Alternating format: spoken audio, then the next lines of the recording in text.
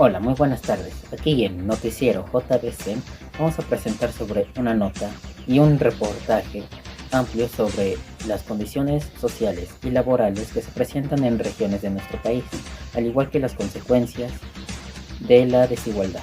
Ahora iremos con una de mis compañeras que nos va a hablar sobre la noticia: el gran levantamiento indígena hacia el gobierno mexicano.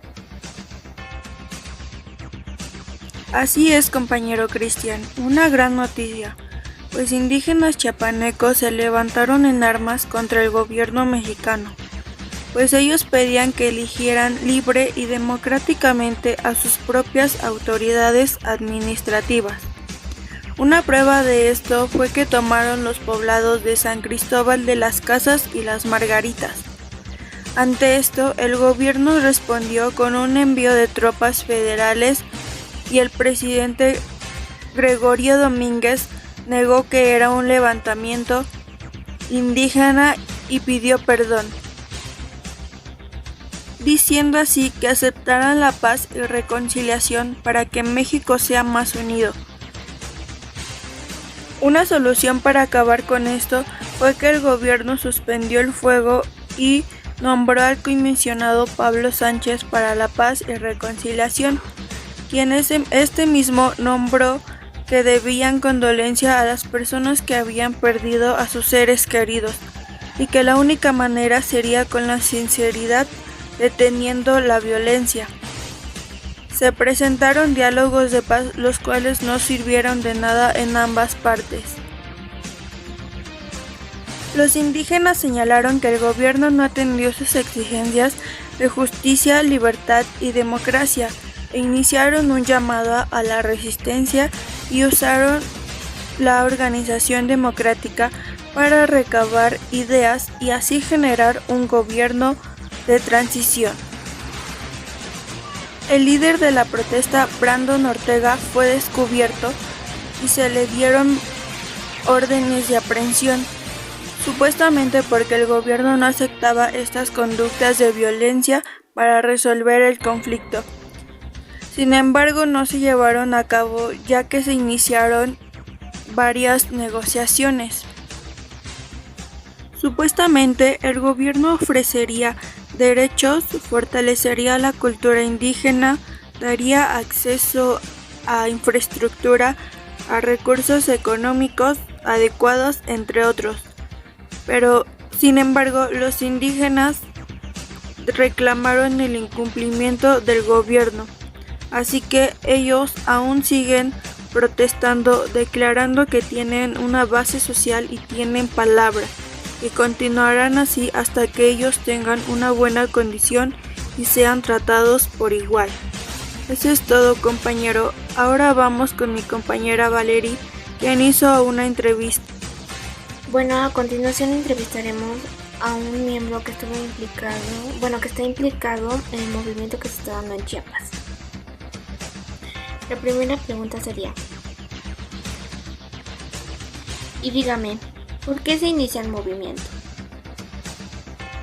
Bueno, nosotros empezamos a alzar la voz porque, como ya sabrá, nosotros vivimos en Chiapas y es realmente una de las comunidades indígenas más marginadas del país.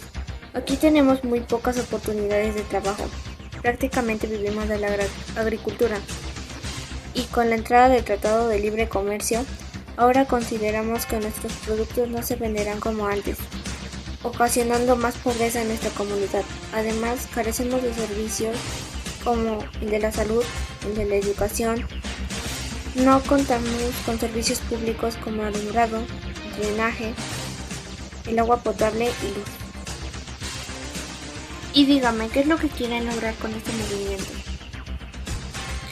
Bueno, nosotros queremos llegar a un acuerdo con el presidente para que nos apoye con algún sustento económico o que incluso con nuestros productos podamos ganar algo con esto del Tratado de Libre Comercio.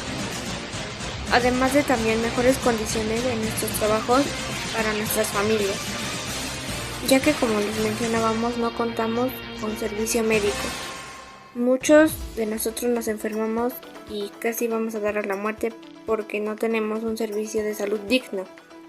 Además de también pedirle que nos apoye con los servicios públicos como es el drenaje, el agua potable y la luz, ya que nos hacen mucha falta en nuestras casas. Okay. ¿Usted cree que existe desigualdad en nuestro país? Yo creo que en nuestro país sí existe la desigualdad, ya que yo considero que nuestro caso es un claro ejemplo de que existe desigualdad en nuestro país, ya que nosotros vivimos en extrema pobreza y no contamos ni con los servicios básicos, mientras que otras personas viven con lujos. Además, también carecemos de falta de oportunidad de trabajo, y el gobierno jamás nos ha ayudado en este aspecto. Bueno, ¿y a qué cree que se deba la desigualdad que existe en nuestro país? Bueno, pues yo creo que se debe al mal manejo de recursos en nuestro país por parte del presidente, ya que a algunos les dan más que a otros. Y además el gobierno siempre trata de quitarle al más pobre. Un ejemplo es con nosotros, que al querer vender nuestras cosechas se nos cobra un impuesto muy elevado, lo que hace que nosotros no nos llevemos mucha ganancia y afecte a la economía de nuestras familias. Ok, aquí concluiría nuestra entrevista. Muchas gracias por haber aceptado contestar nuestras preguntas. Ahora pasaremos con mi compañero Cristian. Muchas gracias, querida compañera Valerie, por ese reportaje tuyo. Les mando un saludo y continuamos con este noticiero con nuestro compañero Kiriani. Adelante, Kiriani, te escuchamos. Yo les hablaré sobre las condiciones laborales en México. En México se trabajan 48 horas semanales, según establece el artículo 69 de la Ley Federal del Trabajo. Por cada 6 días trabajados se deberá gozar de uno de descanso. En cuanto al número de horas trabajadas por día, la ley distingue según el tipo de jornada. Jornada diurna. Comprende entre las 6 de la madrugada y las 8 de la tarde. El empleado no podrá trabajar más de 8 horas diarias. Jornada nocturna. Comprende entre las 8 de la tarde y las 6 de la madrugada y se establece un máximo de 7 horas trabajadas por jornada laboral. Jornada mixta. Alterno a horarios diurnos y nocturnos, por lo que el número máximo de horas de actividad al día es de 7:30. En México, como en otros tantos países, es común realizar alguna hora extra. Estos deben remunerarse por el doble del precio de una hora ordinaria. Artículo 67. Trabajar un domingo conlleva una prima de un 25% sobre el sueldo que percibe el trabajador por un día ordinario. Artículo 71. En los días de descanso y festivos se deben remunerar al doble. Artículo 73. Salario. El salario mínimo mensual en México es de 2.686.14 y más dependiendo de la zona. Puede vivirse con un sueldo bajo. De hecho, muchos mexicanos afrontan sus gastos con un sueldo de 6,000 pesos. Estas condiciones solo aplicarán para personas que trabajan en fábricas o que tienen alguna profesión, ya que las condiciones no son las mismas para todos. Un ejemplo claro es el de los campesinos. Hoy en día en el campo mexicano enfrenta una severa crisis, por lo menos desde hace varias décadas, y en el marco de los cambios políticos y económicos relacionados a la inserción de México en la globalización neoliberal, particularmente con la incorporación en el Tratado de Libre Comercio de América del Norte. En el campo ha aumentado de manera constante la pobreza y hay una notoria reducción de la población en las localidades rurales. Asimismo, se observa un severo decaimiento en la producción de alimentos y de forma paralela una disminución sostenida de la cantidad de empleos. En este contexto, en el transcurso de los últimos lustros, se ha consolidado una erosión generalizada del campo, siendo el ámbito del país donde más se concentra la pobreza, la marginación y la exclusión social a nivel nacional. Este adverso escenario remite fuertemente, aunque no solo a 4 complejos procesos de deterioro socioeconómico y político del sector rural que se han agudizado en los últimos años. Por un lado, la acelerada y creciente falta de apoyos, subsidios y políticas oficiales de desarrollo, de incentivación de la actividad productiva de los diversos factores y grupos del sector agropecuario, principalmente el subsector agrícola de las comunidades indígenas, los campesinos y pequeños productores. Muchas gracias, compañero Guidiani, por esa información que nos has brindado.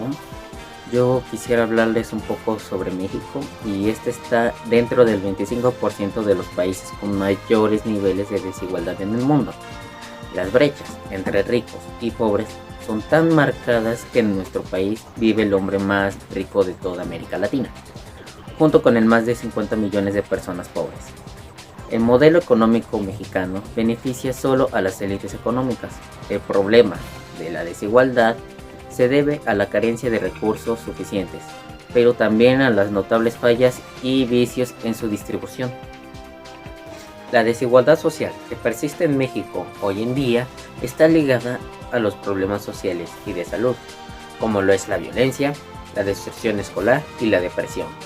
Así que de forma sencilla se puede definir que la desigualdad es el trato desigual o diferente de un individuo a otro, y esto se debe por sus condiciones económicas, su disposición social, su raza, su sexo, personalidad, religión, cultura, entre otros.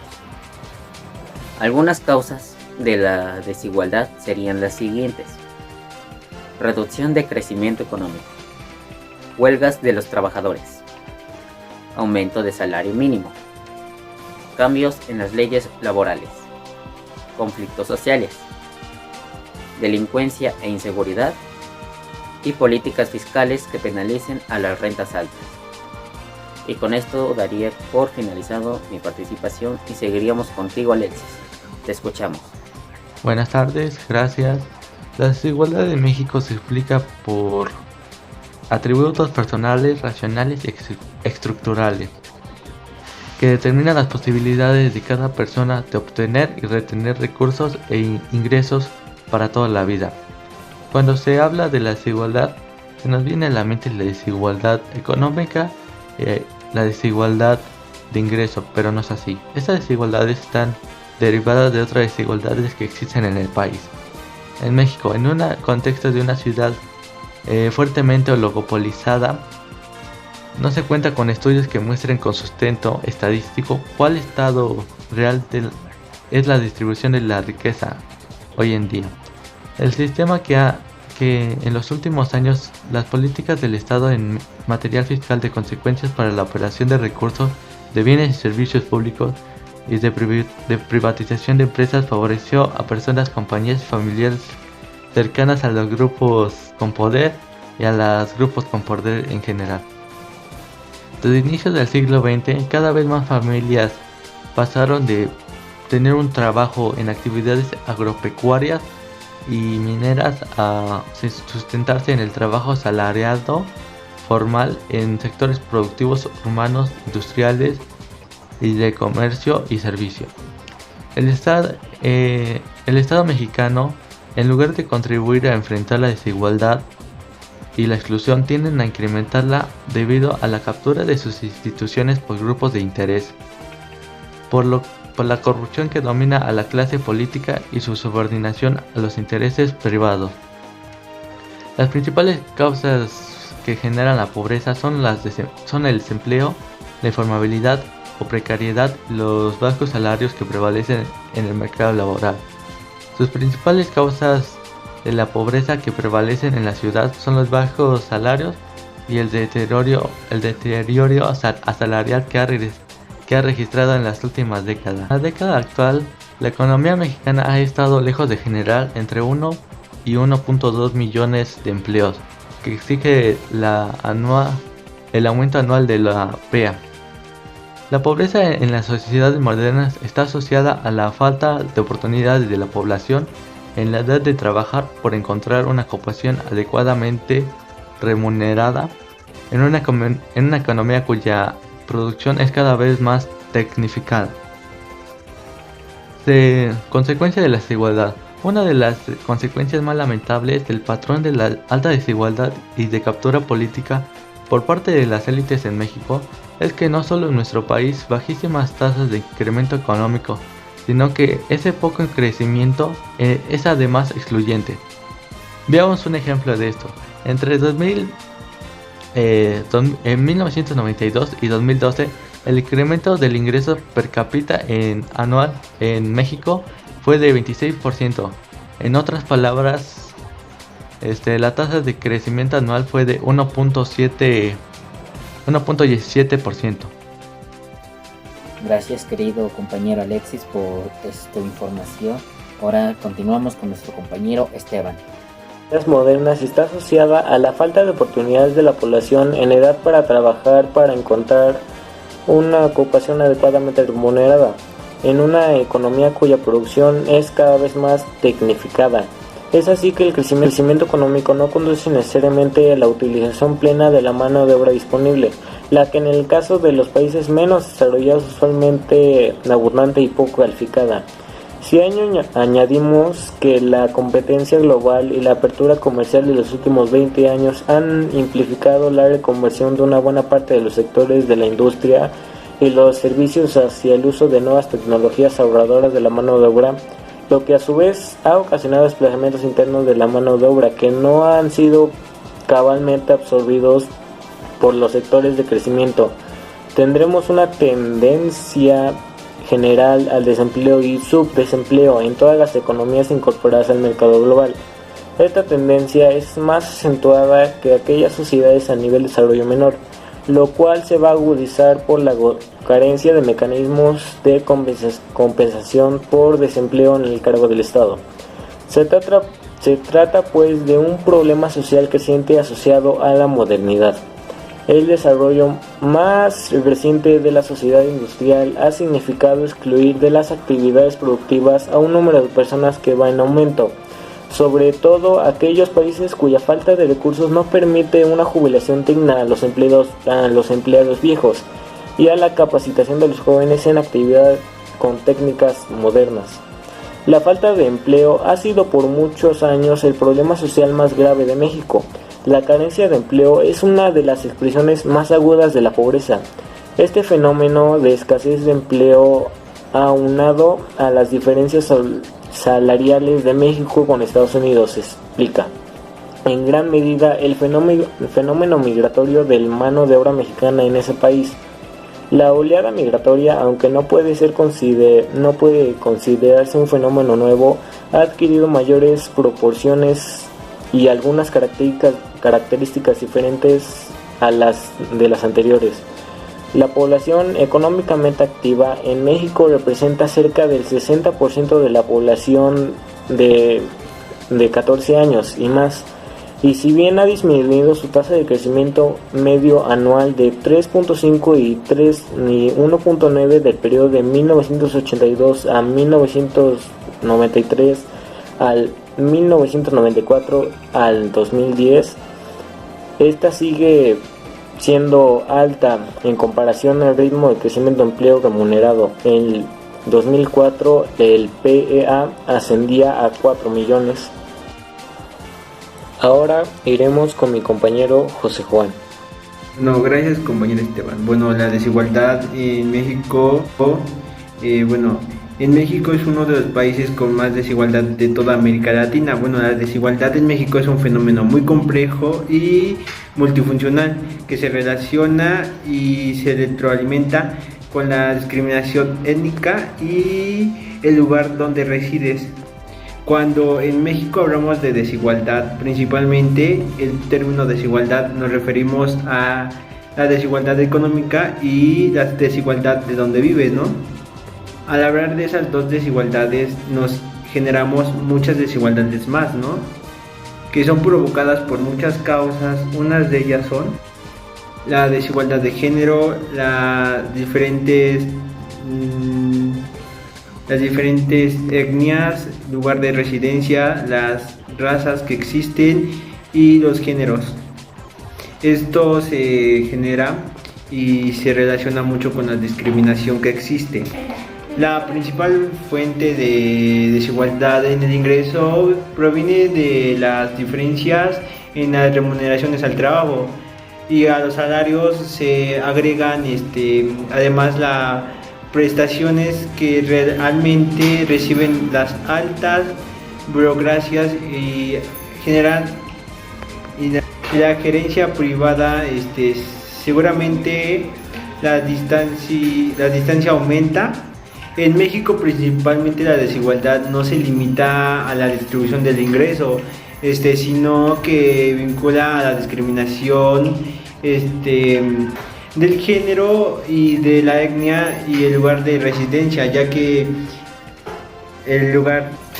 a la discriminación de etnias principalmente se atribuye la discriminación a las personas indígenas, ya que estas personas indígenas tienen que trabajar en lo agropecuario o en la ganadería, y estos trabajos son muy mal pagados para todo lo que se tiene que hacer en él. Por eso principalmente la discriminación de género es en los pueblos indígenas.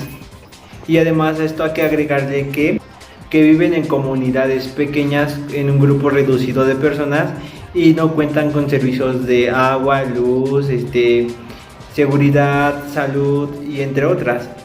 Y las regiones con mayor rasgo social en las etnias son en la sierra y también en los desiertos donde habitan comunidades indígenas.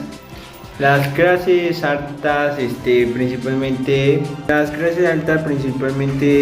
se ocupan en las empresas de gran categoría, y ahí trabajan dueños o empleados de empresas industriales y servicios legales, como es alguna empresa de telecomunicaciones, bancos u otros servicios. El gobierno ha pensado que a lo largo de la historia, con programas públicos como ayudas o algún otro diálogo que tenga con las comunidades indígenas, va a arreglar esta desigualdad y va a controlar la desigualdad. Pero a lo largo del tiempo hemos visto que con programas de apoyo a las economías de México no se arregla ninguna situación de desigualdad, ni de equidad de género, ni de etnia, ni nada por el estilo. Ahora los dejo con la participación de mi compañero Arbe, que hablará sobre las intervenciones del gobierno en el caso. Las intervenciones del gobierno. La gran complejidad y el origen multifactorial de la desigualdad en México no pueden enfrentarse con programas públicos simples, unidireccionales y únicos. Demanda voluntad pública para superar el problema, además de una capacidad de diálogo con los grupos que formulan interpretaciones y enfoques distintos sobre sus causas y posibles soluciones. Estas requieren una participación activa de la población, de modo en que la intervención del Estado refleje sus demandas, intereses e inquietudes y se convierta verdaderamente en una política pública, en lugar de imitar programas gubernamentales definidos solo por los grupos a cargo de los gobiernos de turno. Por su complejidad, el combate de la desigualdad requiere articular varios instrumentos de política de ámbitos económicos, políticos, sociales y culturales. En el fondo, significa transformar relaciones asimétricas de poder. Para avanzar en ello, en materia de política social, resulta indispensable realizar una evaluación informada y objetiva del estado en que se encuentra la legislación, las instrucciones, la capacitación y la cantidad de funcionamientos que participan en los servicios sociales, los modelos de intervención, las tecnologías utilizadas y el monto y la distribución de los recursos presupuestos en estos programas. Los programas sociales vigentes forman un complejo entramado cuyo origen se encuentra en las diferentes conceptualizaciones sobre la responsabilidad social del Estado. Se desarrollan a lo largo de los diferentes momentos de la historia reciente en México.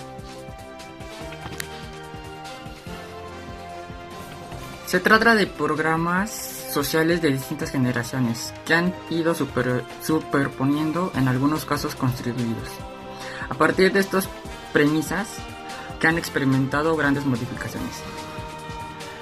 Una de estas transformaciones, que a su vez definió los programas sociales, se vincula a las fuentes de ingresos de las familias. Desde inicios del siglo XX, cada vez más familias pasaron de depender del trabajo en actividades agropecuarias y mineras, a sustento en el trabajo aislando formal de secretos productivos. En la década de 1970, estas actividades fueron complementadas al mismo tiempo de la historia migratoria de México. Es muy antigua. Desde los inicios del siglo XXI, la migración al exterior y las remesas se convirtieron en una fuente fundamental de ingresos para muchos hogares. Finalmente, las actividades ilícitas y criminales constituyen actualmente las opciones de ingresos de muchos jóvenes y habitantes en las zonas de supervivencia con un gran número de familias.